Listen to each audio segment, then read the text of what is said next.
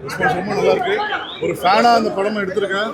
நான் ஒரு ஃபேன்ஸாக எல்லாரும் என்ஜாய் பண்ணும்போது எனக்கு ரொம்ப சந்தோஷம்.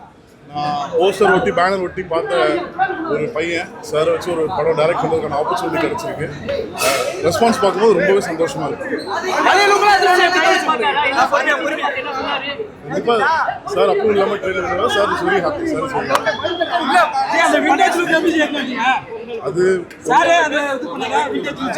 படம் பார்த்தா கண்டிப்பாக தெரியும். படம் பாருங்க. ஏப்ரல் 10th வந்து சந்தோஷமா பாருங்க.